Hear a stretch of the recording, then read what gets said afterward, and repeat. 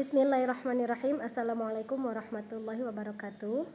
Alhamdulillahirrabbilalamin. Wa bihi nasta'in wa ala umuri dunya waddin wa ala alihi wassalatu wassalamu ala asyrafil anbiya'i wal mursalin wa ala alihi wa ashabihi ajma'in, amma ba'd.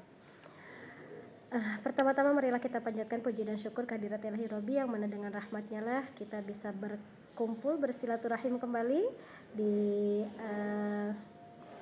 kajian online kita hari ini ya. Salat beserta salam marilah kita panjatkan kepada Nabi wa Habibana Muhammad sallallahu alaihi wasallam, pada para keluarganya, pada para sahabatnya dan para tabi'innya yang sampai kepada kita sampai saat ini. Amin ya Allah rabbal alamin. Mudah-mudahan menjadi syafaat untuk kita semua. Amin ya Allah rabbal alamin.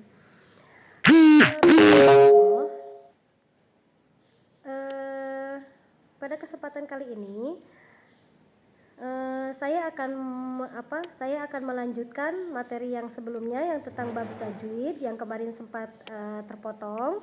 Hari ini kita akan menyelesaikan bab tajwid ya. Materi yang selanjutnya yaitu di situ ada nazom wa huwa i'ta'ul hurufi haqqaha min sifatin laha wa mustahaqqaha. Ya. Yang mana artinya adalah dan tajwid itu memberikan haknya huruf dari segi sifatnya dan mustahaknya. Jadi ilmu tajwid adalah memberikan haknya huruf dari segi sifatnya huruf dan mustahaknya huruf. Jadi huruf itu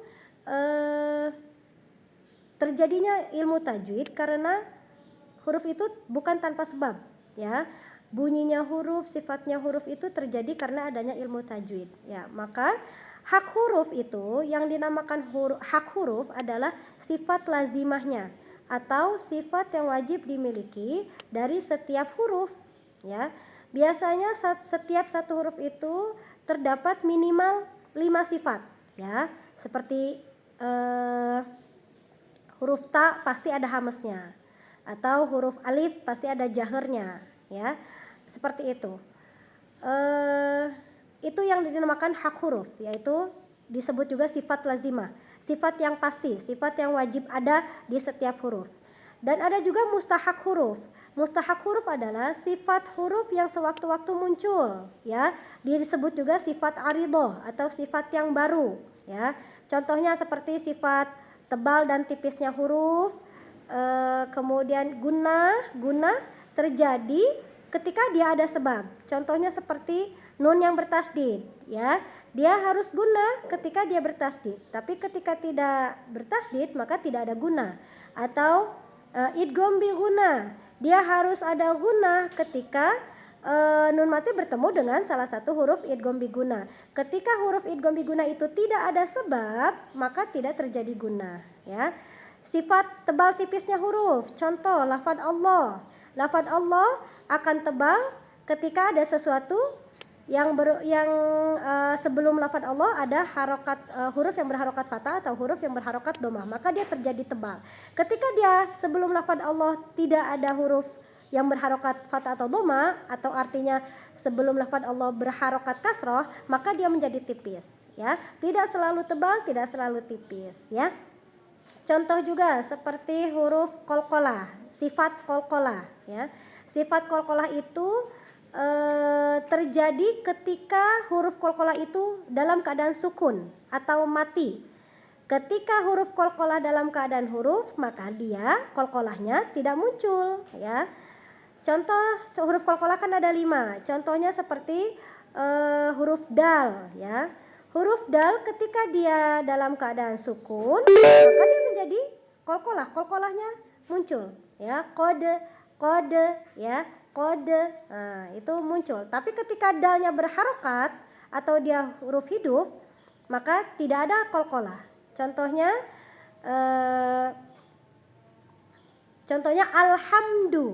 alhamdu ya, qalqalahnya tidak terpantul karena dalnya berharokatkan dhamma. Tapi ketika huruf dalnya berharokatkan sukun, maka dalnya qalqalahnya muncul. Itu yang dinamakan sifat aridho, sifat yang sewaktu-waktu muncul ya. Itu namanya sifat aridho, itu sama dengan disebutnya mustahak huruf. Nah, itulah kenapa jadi terjadi ilmu tajwid ya.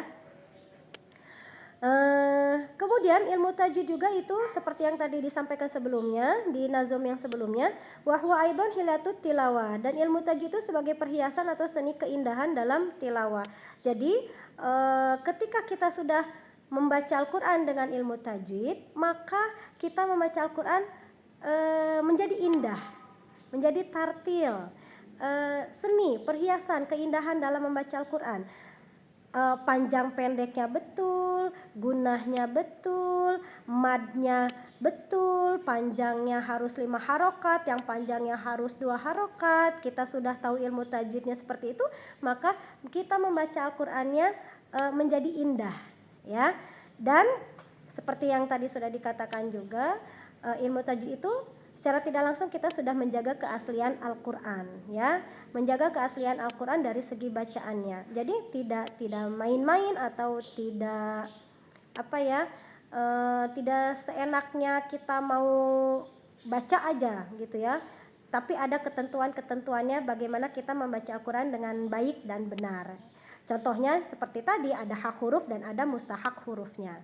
Kemudian di nazum selanjutnya, waraddu kulli wahidin li aslihi wa lafdhu fi nazirihi kamislihi, dan setiap huruf dikembalikan pada makhrajnya yang asli, dan setiap kata atau lafaz dalam proporsinya mengucapkannya seperti huruf yang sama sebelumnya. Artinya setiap huruf yang dikeluarkan pada makhrajnya masing-masing ketika mengucapkan lafaz pada ayat, kalimat, huruf, bahkan harokat, apabila diulang atau bertemu dengan huruf seperti itu lagi di kalimat yang lain, maka ucapannya harus konsisten seperti ucapan awal, ya. Contoh, a'udzu billahi minasyaitonir rajim. A'udzu ada ada huruf a, makhraj a, maka ketika membaca di bawahnya bismillahirrahmanirrahim, alhamdulillahirabbil alamin, bertemu lagi dengan huruf a, maka kembalikan lagi makhrajnya a, gitu ya. Jadi a'udzu mengucapkan huruf a di lafaz a'udzu sama seperti mengucapkan huruf a di kalimat alhamdu, ya. Jadi harus konsisten, ya. Karena setiap kata, setiap kalimat kita pasti akan bertemu dengan huruf yang itu lagi, ya.